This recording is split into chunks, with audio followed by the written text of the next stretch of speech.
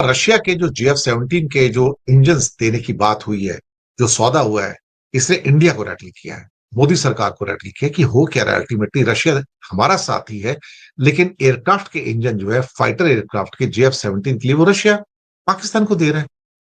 मुझे लगता है कि प्रेशर टैक्टिक्स है ये पूरी की पूरी, और प्रेशर टैक्टिक इसके लिए है कि भारत Su-57 या S-500 के अंदर कोई इंटरेस्ट नहीं दिखा रहा है, और एक दबाव डाला जा रहा है कि भैया अगर तुम माल नहीं लोगे तो मैं किसी और को बेच दूंगा, क्योंकि मुझे पैसे की जरूरत है इस समय। रशिया ने पाकिस्तान को GF-17 इंजन देने का वादा किया है और डील किया है उसके साथ। ये भी बताया जा रहा है कि रशिया के साथ काम करने में हम कंफर्टेबल हैं, कोई समस्या नहीं है। भारत और रशिया के बीच में जो रिलेशनशिप है वो भी ठीक है। MiG-21 से लेके Su-30 तक कई डेकेड्स का इनका एक्सपीरियंस है, प्लेन्स को बनाने का है।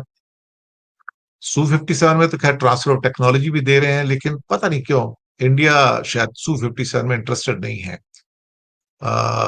MiG-21 की बात है, जब इंडिया ने 1962 में इसका लाइसेंस लिया था और एक समझौते पे साइन किया था, और बाद में इंडिया ने सैकड़ों MiG-21 हॉल के अंदर बनाए हिंदुस्तान एरोनॉटिक्स लिमिटेड में। 17 के जो इंजन है वो RD-93 इंजन हैं, और इंसिडेंटली ये रशियन इंजन है जो चाइना भी यूज करता है अपने GF-17 के अंदर।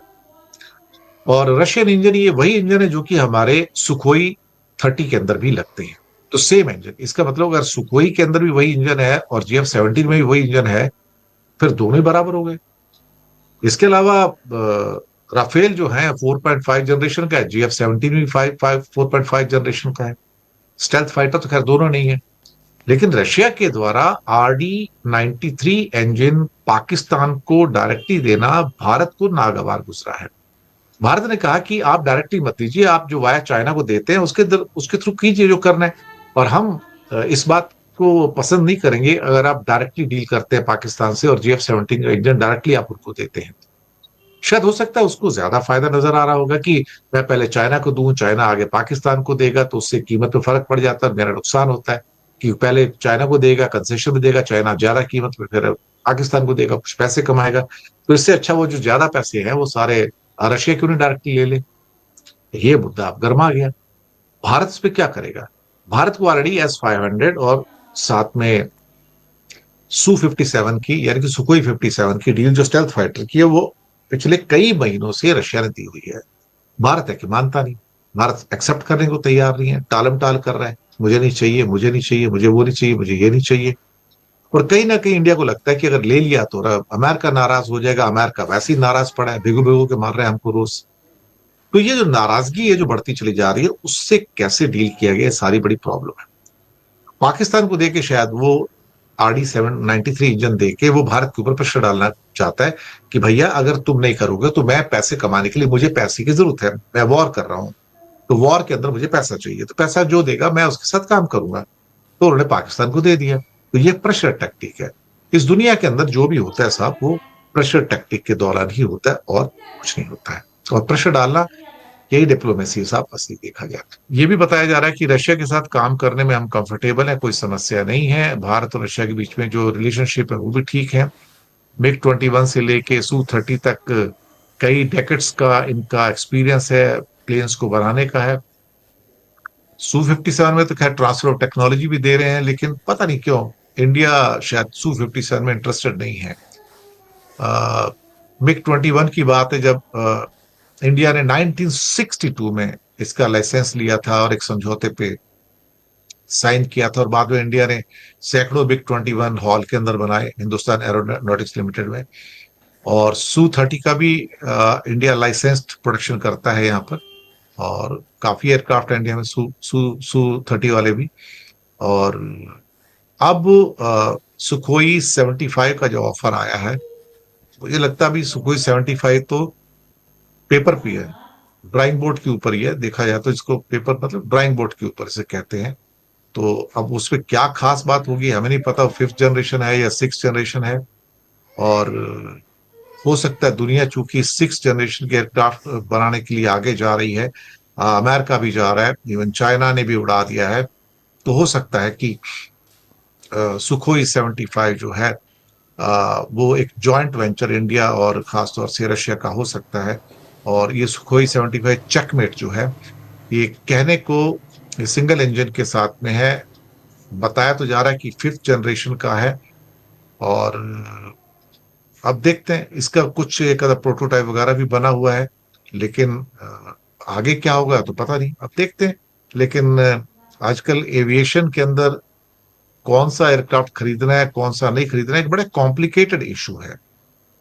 तो अब उसको जो कॉम्प्लिकेशंस हैं, क्योंकि रशिया ने भी कई बार ऐसा हुआ है कि हमें बहुत सारे जो कंपोनेंट्स चाहिए वो नहीं दिए हैं या बहुत देरी से दिए हैं। तो रशिया के साथ भी बीच बीच में कई बार ऐसा एक्सपीरियंस हुआ है कि हमने पैसे देने के बाद भी हमको चीजें नहीं मिली हैं।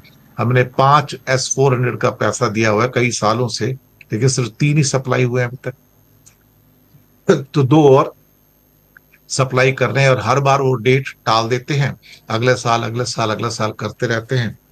तो वो दिक्कत है। लेकिन S-400 एक प्रूवन फोर्स है, और ऑपरेशन सिंदूर में भी उसने अपना जलवा दिखाया था। तो देखते हैं, जो भी अब डील होगी वो सबके सामने आएगी। और डिफेंस डील हमेशा से थोड़ी कंट्रोवर्शियल भी रहती हैं। तो लेट्स सी व्हाट हैपेंस। इसके अलावा बांग्लादेश के जो आर्मी चीफ हैं भारत आ रहे हैं। क्यों आ रहे हैं भाई? अल्टीमेटली वकार उस जमान जो है वो इंडिया आ रहे हैं। और 14 अक्टूबर को दिल्ली में एक प्रोग्राम है, उसमें वो हिस्सा लेंगे। लेकिन अभी तक कोई बहुत कंफर्मेशन वाली बात नहीं है बांग्लादेश की सरकार की ओर से। लेकिन पता लगा है, और उनकी बातचीत है। इंडिया के जो आर्मी चीफ है जनरल उपेंद्र द्विवेदी, उनसे मुलाकात होगी। और क्या हो रहा है क्या नहीं हो रहा है, ये शायद बताया जा रहा है कि यूएनओ के जो पीस मिशंस होते हैं, तो पीस मिशन के अंदर इंडिया, नेपाल, बांग्लादेश वगैरह, इनके सोल्जर्स काफी बड़ी संख्या के अंदर जाते हैं। और इस बीच बांग्लादेश के लोग भी जाते हैं। तो शायद उसी सिलसिले में दिखाया तो यही जा रहा है कि वो इस सिलसिले में बात करने के लिए आ रहे हैं। लेकिन मुझे लगता है कि जब बांग्लादेश की जो इंटर सर्विसेज इंटेलिजेंस या रिलेशन से पूछा गया, उनका हमें नहीं पता कि आर्मी चीफ इंडिया जा रहे हैं, इसके बारे में हमारे पास कोई भी इंफॉर्मेशन बिल्कुल और बिल्कुल ही नहीं है। अब देखते हैं क्या होता है। लेकिन शायद अंदर कुछ और चल रहा है, क्योंकि जो आपका खासतौर से इलेक्शंस होने जा रहे हैं, तो उसमें शायद इंडिया का कोई रोल हो, या यूरोप और अमेरिका का प्रेशर पड़ रहा है कि आप अवामी लीग को भी पार्टिसिपेट करने दीजिए इलेक्शन के अंदर, भले ही शेख हसीना उसमें ना हो। और इसीलिए यूनुस ने कहा कि अवामी लीग को, मैंने कल भी बताया था कि सस्पेंड किया गया है, बैन नहीं किया गया है। अभी देखते हैं क्या होता है कि किस किस्म की चीजें निकल कर आएंगी। और लेट्स सी। दूसरा एक खबर है कि अमेरिका में शटडाउन की वजह से भारतीयों के लिए और दुनिया भर के जो लोग हैं उनके लिए बड़ा सरदर्द पैदा हो गया है। और वो एम्बेसी में जाते हैं, कॉन्सुलेट में जाते हैं, उनको वीजा चाहिए होता है। वीजा उनको मिल नहीं रहा है। वीजा के लिए जो लाइनें लगती थी वो लाइनें लगनी बंद हो गई हैं। साथ में क्या हुआ है कि जो उनके इंटरव्यूज वगैरह होते थे वहां पर, जो टूरिस्ट वगैरह जाते हैं या कोई अपने रिश्तेदारों से मिलने जाते हैं, या मल्टीपल ईयर्स के लिए उनको वीजा मिलता है, तो इंटरव्यू करके अमेरिका वाले देते हैं, और सब कुछ बंद हो गया है। अब बहुत सारे लोग ऐसे हैं, हजारों जो है पूरी दुनिया में, बल्कि पूरी दुनिया में तो लाखों होंगे, जिनके टिकट्स भी बुक हैं एक्चुअली देखा जाए तो। और टिकट्स बुक होके उनके पास वीजा नहीं है, तो उनके लाखों रुपए बर्बाद हो जाएंगे, क्योंकि अमेरिका में शट डाउन का मतलब है कि वीजा इशू नहीं किया जा रहा, काम नहीं हो रहा है बिल्कुल भी।